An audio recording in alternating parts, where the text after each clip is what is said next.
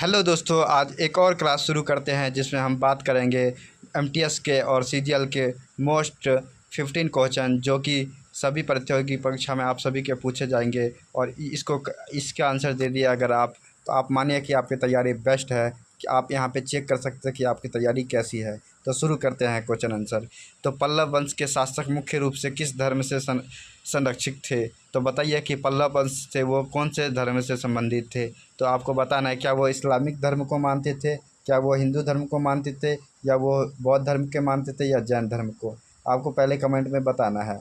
तो वही आपको कौन किसने दिया है, तो वो थे बौद्ध धर्म के। पल्लव वंश जो थे वो बौद्ध धर्म के अनुयायी थे, बौद्ध धर्म को ज़्यादातर मानते थे। तो इसका आंसर हो गया बौद्ध धर्म। अब अगला क्वेश्चन करते हैं। अगला क्वेश्चन जिसमें कहता है कि निम्नलिखित में से किस विश्वविद्यालय की स्थापना पाल शासकों ने की थी। अब इसमें से बताना है कि पाल शासकों ने किस विश्वविद्यालय की स्थापना की थी। क्या विक्रमशिला विश्वविद्यालय की स्थापना किसने की थी, नालंदा विश्वविद्यालय की स्थापना किसने की थी, तक्षशिला की किसने की थी। आपको पता होना चाहिए। तो आप इसमें से बता सकते हैं कि ए विक्रमशिला विश्वविद्यालय की स्थापना पल्लव वंश ने की थी, धर्मपाल ने की थी। आपको यह पता होना चाहिए कि धर्मपाल ने किया था। इसका आंसर आपको ए हो जाएगा। वहीं अगर अगला क्वेश्चन की बात करते हैं, तो अगला क्वेश्चन कहता है आपको, अलाउद्दीन खिलजी के शासनकाल में काल के दौरान गयासुद्दीन तुगलक देश का गवर्नर था। अलाउद्दीन खिलजी जिस समय था उस समय गयासुद्दीन तुगलक जो था वो कहाँ का गवर्नर नियुक्त किया गया था। तो आपको बताना चाहिए, क्या वो राजस्थान का गवर्नर था, कश्मीर का, या बंगाल का। ये अलाउद्दीन खिलजी के समय जो गयासुद्दीन तुगलक था वो पंजाब का गवर्नर हुआ करता था, जो आगे चलकर तुगलक वंश का स्थापक बना, जो कि तुगलक वंश की स्थापना किया था। उसके बाद अगला क्वेश्चन करते हैं। अगला क्वेश्चन कहता है आप सभी के लिए कि दिल्ली में वर्ष 1320 से लेकर 1414 तक शासन करने वाले तुगलक वंश के शासकों का निम्नलिखित में से कौन सा कालानुकृत है। बताना इसमें से कौन सा है जो सही कालानुकृत है। आपको बताना है सही क्रम में कौन सा है। तो क्या पहले कौन सा तुगलक वंश आया था। गयासुद्दीन तुगलक आया था, फिरोज शाह तुगलक, या मोहम्मद बिन तुगलक। उसके बाद फिरोज शाह तुगलक, मोहम्मद बिन तुगलक, या गयासुद्दीन तुगलक। उसके बाद गयासुद्दीन तुगलक, मोहम्मद तुगलक, या फिरोज शाह तुगलक। आपको बताना है। तो आपको याद होना चाहिए कि क्रम वाइज कौन कौन आया। तो सबसे पहले बताइए कि आपको स्थापना किसने किया था। तो स्थापना किसने किया था, गयासुद्दीन तुगलक ने। तुगलक वंश की स्थापना किसने की थी, गयासुद्दीन तुगलक। यानी गयासुद्दीन तुगलक से शुरू होना चाहिए। यानी कि फिरोज शाह तुगलक गलत है और मोहम्मद तुगलक गलत है। यानी कि ए और सी में ही कोई आंसर आएगा। तो आप कह सकते हैं गयासुद्दीन तुगलक के बाद मोहम्मद तुगलक आया था ना, एमबीटी आया था, मोहम्मद बिन तुगलक आया था। उसके बाद आया था फिरोज शाह तुगलक, यानी फिरोज शाह तुगलक आखिरी में आया था। तो यानी कि आपका थर्ड क्वेश्चन सही हो जाएगा। आपका थर्ड क्वेश्चन कि कौन आया था। उसके बाद अगला क्वेश्चन करते हैं।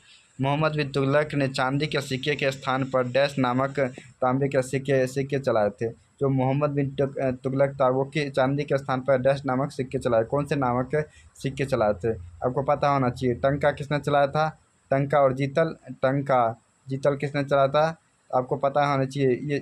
ये इल्तुतमिश ने भी चलाया था, टंका और जीतल इल्तुतमिश ने भी चलाया था। वहीं उसी के चांदी के नाम पे यहाँ पे तुगलक ने भी, मोहम्मद बिन तुगलक ने भी जीतल नाम का कॉइन लॉन्च किया था। इसका आंसर हो जाएगा डी।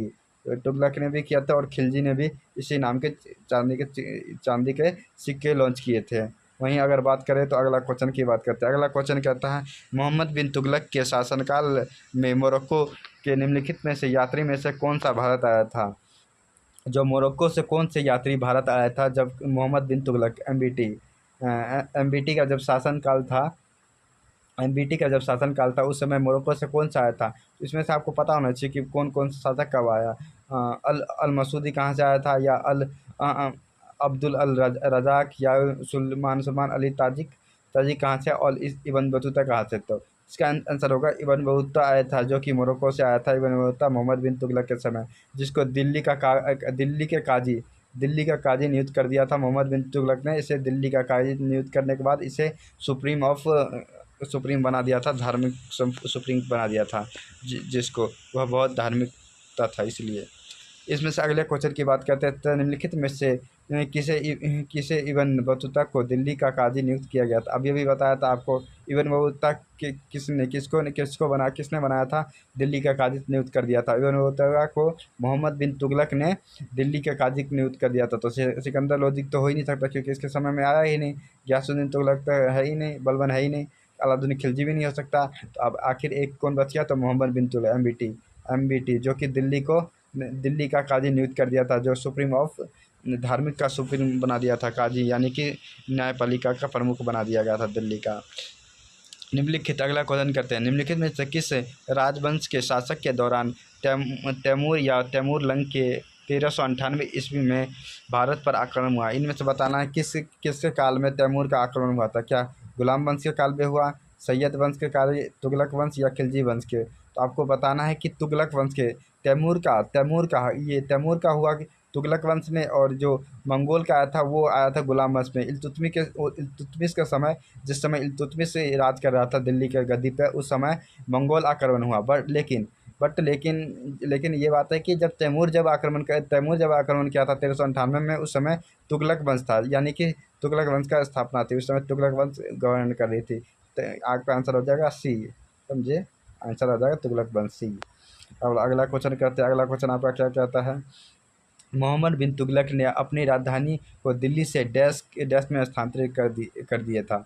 जो मोहम्मद बिन तुगलक था, वो अपने स्थान की राजधानी को कहाँ पे परिवर्तन कर दिया था, किस जगह पर अपनी राजधानी को बना दिया था। तो आपको बताना है कि पहले आप प्रिडिक्ट करिए कि कौन से कहाँ से स्थान कर दिया था। मैं बताता हूँ कि जूनागढ़ में तो नहीं किया था उसने, दौलताबाद में किया था, जिसको आगे नाम बदलकर देवगिरी को बदलकर दौलताबाद रख दिया गया था। जो उस समय महाराष्ट्र में देवगिरी का नाम था, उसको नाम बदल के दौलताबाद करके वहाँ पे इसने अपनी दिल्ली से राजधानी चेंज कर दी थी, दौलताबाद। जूनागढ़ में, जौनपुर में तो नहीं था, जौनपुर इसके मोहम्मद फिरोज शाह तुगलक ने जौनपुर स्थापना की थी, जो कि इसी के नाम पर। उसके बाद दौलताबाद, डी आंसर इसका होगा, डी दौलताबाद, जो कि देवगिरी महाराष्ट्र में जो कि देवगिरी नाम का था, उसे दौलताबाद में चेंज कर दिया था मोहम्मद बिन तुगलक ने। अगला क्वेश्चन करते हैं। अगला क्वेश्चन कहता है, किस सुल्तान ने कृषि की देखभाल के लिए एक अलग विभाग दीवान ए अमीर कोही की स्थापना की। ये दीवान ए अमीर कोही की भी स्थापना एक बहुत बड़ी रोचक कहानी है। इस समय जब मोहम्मद बिन तुगलक जब शासन कर रहा था, जब इसने राजधानी को चेंज करके जब वो दौलताबाद गया, तो वहाँ पे उसे सूखा पड़ने के कारण उसे फिर से वापस आना पड़ा, जिसके कारण से उसके किसानों में, क्योंकि सूखा पड़ गया तो किसान कर नहीं दे पा रहे थे, जिसके कारण से इसने एक विभाग की स्थापना की, दीवान ए अमीर कोही स्थापना की, जो कि किसानों को देखभाल के लिए लोन देने का काम करती थी, ताकि वो लोन चुका सके। तो इसका काम किसने किया था, मोहम्मद बिन तुगलक ने किया था, मोहम्मद बिन तुगलक ने किया। इसका आंसर बी आ जाएगा आप सभी के लिए। मोहम्मद बिन तुगलक ने किसानों के देखभाल के लिए, यानी किसानों को ऋण देने के लिए दीवान ए अमीर कोही की स्थापना की थी। इसके बाद अगला क्वेश्चन पढ़ते हैं। अगला क्वेश्चन कहता है आपका, चंद्रमा या उपग्रह की कक्षा में उस बिंदु को क्या कहते हैं जिस पर वह पृथ्वी के सबसे निकट होता है। जो पृथ्वी का सबसे निकट रहने के समय उस बिंदु को क्या कहा जाता है, अग्रेन या अपोज, अग्रीन, अप्रीग या अपीपस। तो आपको बताना है अग्रीन, यानी पास होने का अर्थ है कि अग्रीन कितना पास है, पृथ्वी के पास है, चंद्रमा उपग्रह कक्षा के पृथ्वी के पास है, मतलब अग्रीन है, यानी इसका आंसर ए आ जाएगा। ठीक है, क्योंकि गोला है। ये देखिए, ये अर्थ होता है ये अर्थ होता है ये जो कि यहाँ पे और यहाँ पे, ये आपका यहाँ से घूम रहा है और कितने पास वो उपग्रहों के अपने कक्षे में कितना जा रहा है। चलिए अगला क्वेश्चन करते हैं। अगला क्वेश्चन कहता है, ऑफशोर की घटना के दौरान पृथ्वी और सूर्य के बीच का अनुमानित दूरी कितना है। पृथ्वी और सूर्य के जो अनुमानित दूरी कितना माना गया है, आपको पता होना चाहिए। जो ऑफशोर की घटना के अनुसार, तो ऑफशोर की घटना के अनुसार पृथ्वी और सूर्य की दो घटना जो मानी गई है 152 मिलियन किलोमीटर के माना गया है, जो कि लाइट की स्पीड से आप इसे गति करती है। इतना दूर पृथ्वी और सूर्य का बीच का दूरी माना गया है, जो कि 152 मिलियन में। अगला क्वेश्चन क्या करते हैं। अगला क्वेश्चन कहता है, निम्नलिखित में से कौन सा गुजरात राज्य का लोक नृत्य है। इसमें से बताना है गुजरात का कौन सा लोक नृत्य है। क्या फागन है, फागुन है? नहीं। क्या धमाल है? नहीं है। टिपानी, टिपानी है? ढीमसा है? तो नहीं। टिपानी, टिपानी है। यानी टिपानी का मतलब क्या है समझेंगे? टिपानी है। टिपानी का आप ऐसे भी याद सकते हैं, टप्पू से। टप्पू कहाँ का रहने वाला है? गुजरात का। यानी गुजरात का, तो आप टप्पू से यानी टिपानी याद रख सकते हैं, टपानू। फाग। उसके बाद ढीमसा, आपको याद होना चाहिए सारे को। उसके बाद आप बात करते हैं, गरबा नृत्य किस राज्य का लोकप्रिय नृत्य है? आपको बताना है गरबा है वो किस राज्य का लोक नृत्य है। तो गरबा किस राज्य का लोक नृत्य हो सकता है आपको? तो गरबा भी, आप गरबा कौन करता है? गरबा आपने तारक मेहता देखते होंगे, तो आप लोग देखते हैं, तो गरबा कौन करता है? हमारे कौन करते हैं? टप्पू की मम्मी कौन करती है? दया भाभी। दया भाभी करती है। यानी दया भाभी कहाँ की है? गुजरात की। तो इसका गरबा डांस कहाँ हो जाएगा? गुजरात की। ये गरबा क्यों करते हैं ना दया भाभी की, तो गुजरात का हो गया गरबा। गरबा हो गया गुजरात का। फिर अगला क्वेश्चन करते हैं, गरबा बिहार और बिहार का भी, तो असम का, आप असम का अम्बुबाची, बिहू, गोवा का सिग्मो, सिग्मो ये सब है। उसके बाद निम्नलिखित में से कौन सा लोक नृत्य मुख्य रूप से राजस्थान में संबंधित है? इसमें से बताना है कि कौन सा लोक नृत्य जो राजस्थान में जाता है, राजस्थान में होता है। उसके बाद बताना है क्या टापू, टापू, टापू, बिहू, बिहू तो मैंने बताया है आपको, आसाम में होता है। उसके बाद गैर, गैर पूजा जो कि है राजस्थान का प्रसिद्ध लोक नृत्य गैर है। गैर है, गैर जो गैर नृत्य जो होता है, कालबेलिया, गैर, गैर इस तरह के जो नृत्य हैं जो कि राजस्थान में होते हैं, वो बहुत बहुत प्रचलित है। इसका आंसर हो गया डी आप सभी के लिए। फिर अगला क्वेश्चन करते हैं हम। अगला क्वेश्चन कहता है, चरी लोक नृत्य मुख्य रूप से किस भारतीय राज्य की महिलाओं द्वारा की जाती है? चरी, चरी नृत्य कहाँ की करी जाती है? चरी, चरी जो कि न कि झारखंड की भी नहीं है ये, न ही कर्नाटक की। कर्नाटक का तो उगाटी, उगाटी उत्सव जानते हैं, उगाटी का नव्य हैं, जानते हो उगाड़ी। उसके बाद उड़ीसा, उड़ीसा में तो रज महोत्सव वहाँ है। तो इसका आंसर हो जाएगा आपका ए। ये आपका आंसर ए होगा। चारी, चारी लोक नृत्य जो कि राजस्थान में आपका मनाया जाता है। चारी लोक नृत्य राजस्थान में मनाया जाता है। उसके बाद अगला क्वेश्चन करते हैं, रम रमपन रनपन, रनपन उड़ीसा का एक लोक नृत्य है जिसमें भगवान डैश के जीवन का अध्ययन शामिल है। जो रनपन है, रनपन है उड़ीसा का लोक नृत्य है जो कि किस भगवान को डेडिकेट है, किस भगवान के लिए गाया जाता है? तो आपको बताना है वहाँ पे कौन रहते हैं उड़ीसा में, अधिकतर किस चीज़ का होता है? अब रथ यात्रा किसका होता है? मतलब विष्णु जी का ही तो है ना रथ यात्रा पुरी में, विष्णु जी के अवतार ही तो माने जाते हैं पुरी के। तो वही आपको कौन हो सकते हैं ना, इंद्र की तो पूजा वहाँ होती नहीं है। राम जी के तो अयोध्या में मंदिर बना है, सबसे बड़ा मंदिर अयोध्या में बना है। हनुमान जी के तो मंदिर तो यहाँ है नहीं, यहाँ हिमाचल हिमाचल में है, हनुमान मंदिर अभी है एक।